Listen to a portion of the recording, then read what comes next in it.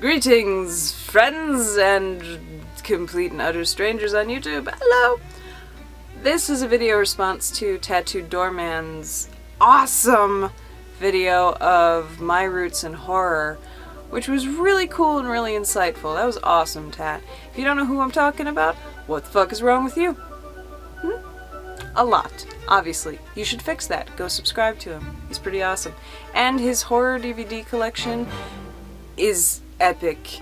It gives me a boner. At least it would if I had a bone to err. That doesn't have to make sense, don't worry. Don't worry, it's fine. Anyway, so he welcomes video responses, and because there's no topic in the world that's not better with my words, I thought I'd do one. Buckle up, it's gonna be a long one. And not in the good way. Anyway, my roots in horror, one is a questionable story, the other definitively did happen. But the first one, I have no reason to believe that it didn't, but I also have no conclusive evidence to prove that it did. It's just kind of one of those things.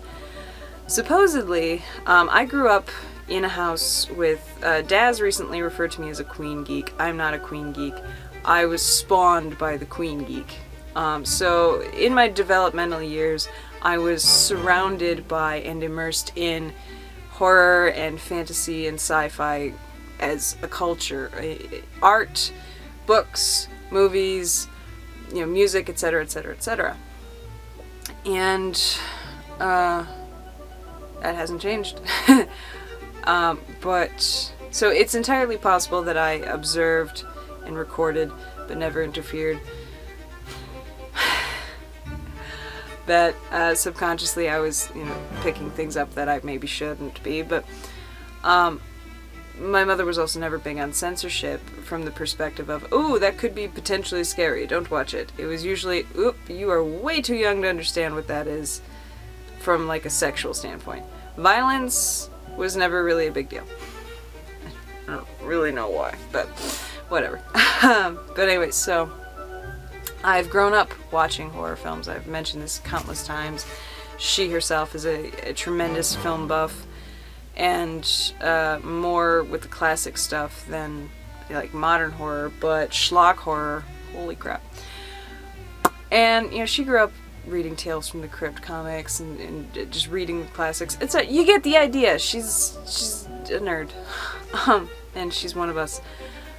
And so one day when I was 18 months old, actually one night. By the way, if I'm dripping and sweaty, it's because it's fucking hot in here. And don't be surprised if I turn into one big milky Pattimus puddle. And not milky from a creepy way. Just, have you ever seen anyone this white? No you haven't. Ugh! I hate you, Summer. I hate you so much. Anyway, so supposedly I'm 18 months old. She's reading It for the first time by Stephen King. And I've already gone to bed. I've already been asleep for some time. And I start screaming at one point. Specifically the point where, because I've always had epic comedic timing, my mom's reading, and right at the part where we find out Pennywise is a clown with red hair, Mom's not too big on clowns, boom, kid starts screaming. Thank you, Patty. So she goes and she checks on me. Does she need feeding? Does she need changing? Does she need a flux capacitor? Whatever child things a baby might need. And I'm fine. All the usual suspects check out, and she walks me around for a little while. I fall back to sleep. Boom, she puts me down. She turns out the light. She goes back into the living room. I start crying again. God damn it, this fucking kid. And so she does it again. And now she's, as a mom, she's starting to worry and go, okay, is there something in the room? Do we have mice that I didn't know about? Is there a critter outside making a noise? Is there a bug in the bed? What? Is there a demon in the room? What's going on? So, yeah, that's right, I just licked my upper lip. Sexy. So she checks me again, and, this time she figures out that while she's carrying me, I'm fine. And she's like, okay, well, maybe she just need a cuddle. Is that cool? Cuddle, baby? Okay, you're asleep. Put you back down. She puts me back down. I start screaming again. So she picks me back up. Oh my God, kid, would you please just let me go back to my book? I just want to relax. And this time, if she figured out, like the minute I was holding her, she stopped crying. So she thoroughly investigates the bed one more time. She's already checked the crib like 1,000 times at this point. And nothing. There's fuck all there, except what's supposed to be there.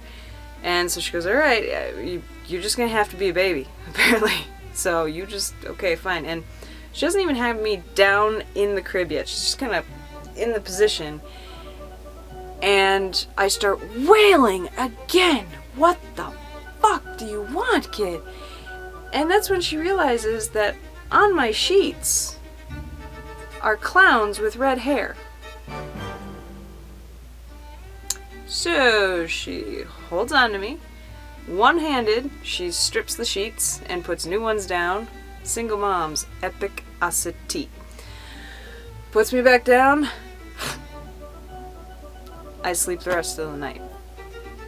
She doesn't pick up the book again just to be safe, but she was able to finish the book. We never had another problem again as far as that went. Now, I have no conclusive evidence to prove that this actually happened, obviously, because that would imply that I had conclusive evidence of ESP, and that of course there is a psychic connection between mothers and infants, and that I had actually seen what my mother imagined from the words of Stephen King. I have no proof of any of that, but at the same time, I have no proof against it. My mother has no reason to lie to me about something like that, but I'm not here to start a discussion as to potential existence of ESP. If you want to be that party pooper who goes, oh, that's stupid because that wouldn't happen, go poop on somebody else's party. That's not what this is about, okay? You're welcome to voice your opinion, but no starting arguments for the sake of arguments, okay? But, and it should be noted, the copy of the book that my mom had was not this one. It was not a copy that had, this one's got Tim Curry on it, but it wasn't a copy that actually had Pennywise on it. It was a copy that had the hand coming out of the sewer. So it wasn't a situation of I saw the cover and then later fell asleep and went, oh no. But, so what, if this happened, if, major if in capital letters, underlined 5 times, if this actually happened, what does that mean? And I think, I've analyzed this, I know I'm playing with my hair, I'm sorry. It's so hot, it's so frizzy, these are my roots of horror. Huh? But what does this translate into? I think that it translates into, I saw something I shouldn't have seen as a baby that I couldn't comprehend. I'm way too young to understand what I'm seeing other than, no, nope, don't like it, fix it. And then it was fixed, that this woman who refers to herself as Mom, who is always there to somehow make me feel better. The minute I'm feeling bad, she shows up, something happens, and I'm better. That happened. And so maybe in a very primitive mindset, I figured out that I don't really need to be afraid when Mom's around. And then later, maybe that developed into I don't need to be afraid when adults are around. Fast forward to when I'm 4 years old. Because it should be noted, I was still afraid of things. This is not me going, I'm the bravest son of a bitch in the world, you can't scare me. No, I was fucking scared of everything. I was scared of people, especially. Don't know why, but I'm 4 years old now, and my father has visitation rights, and I'm at his place, long story, and all the adults are asleep, and we've been watching a rental film. That was a clunky, a rental film. We rented a movie. I don't know what the movie was. I really don't know. I thought it was Creepshow. When I was a kid, I had seen Creepshow and I was like, oh, I don't remember all of it. I wonder if this is the movie that caused this. It's not. I own Creepshow. I love Creepshow. It's also not Creepshow 2, I don't think. I'm still hunting for this movie, but I woke up. I had fallen asleep in the middle of the movie. I woke up as the movie was like almost over, I think. I vaguely recall credits were rolling. I think I have that wrong. But it was this, clearly a person in a bad rubber suit that was a combination of like a slee stack mixed with the weird fishman costume from the Blood Waters of Dr. Z. It was bad. It's cheesy. There's a red light on. Person in the suit's wandering around like they're hurt or sick. I don't know what's going on. I have no idea. If you know what I'm talking about, send me links so that I can watch, so that I can go, yes, that's it, or no, that's not it, please. But anyway, all the adults are asleep, and for some ungodly reason, I remember waking up and being fucking terrified of this. Scared the shit out of me. And I actually jumped off the couch and hid behind it. I was so scared of it. And I remember looking around and I cried. I was so scared. I remember feeling so lost and so alone and wanting somebody to save me. And having to realize that no one's saving you. No one is going to turn this off. I can't reach the VCR. I can't wake anybody up. I'm either going to die or I'm going to have to face it and I'll live. And so, and that's a pretty heavy thing for a 4-year-old to come to. But I did. I cowered behind the couch for a couple minutes, crying. But I came out from behind it and I stood in the middle of the living room and just watched it. And lo and behold, I survived. So it's possible that on a primitive and developmental standpoint, that what happened was I faced fear and survived, and that maybe my ego went, oh, okay, so that happened, so we don't really have much to be afraid of now. Cool. And since then, Foot is asleep. Oh my god, so asleep, this Foot. Since then, I've been infatuated with, in fact, with horror. And I'm not sure if it's from a standpoint of a curiosity, if I'm trying to find that which will finally break me, or if there's something else, if there's some other little bit of psychology that goes along with, you know, with loving horror. Because if I said this already, please forgive me, but I don't remember, because my brain is a fried egg right now. Summer. I think when we're asked why horror, there's always that little bit of,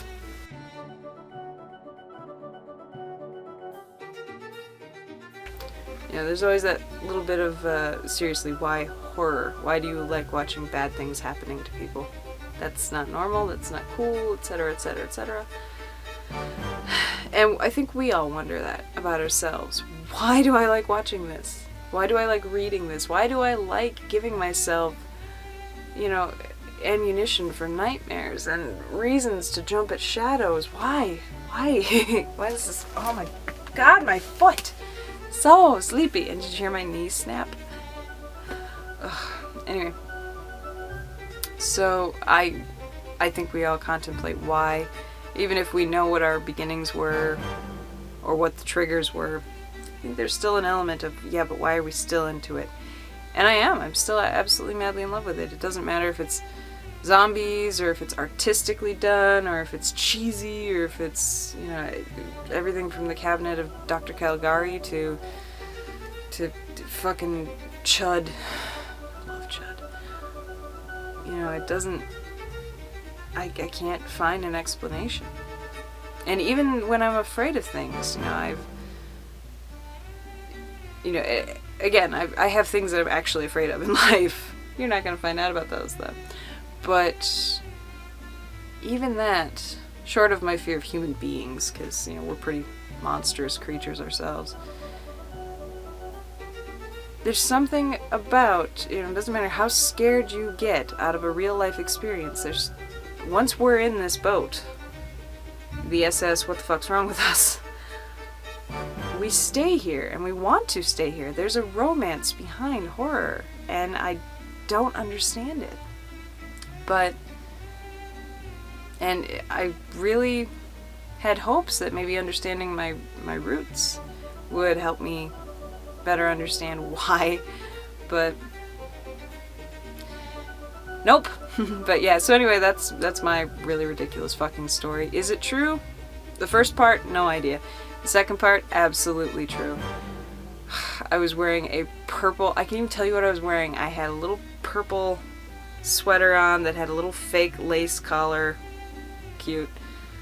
And there were little zebras on my shirt. Why zebras? No fucking idea. They're not my favorite animal. And I hate purple. Maybe I hate purple because of this outfit, but I also had little purple leggings on too, and I just stood there in the middle of a smelly fucking dirty house staring at a TV, basically saying, Come at me, bro! Yep. Hard ass right here. But anyway, yeah, so check out Tattooeddoorman. This was a really cool video. This wasn't, but yours was. And make video responses if you're interested. If you're not, still go check him out, subscribe, and leave him some love. Okay? Did I say subscribe right? I don't know. I'm leaving because frizz is officially going into my brain and it's causing problems. Take care, guys. Thanks for watching. Love you. And unpleasant dreams.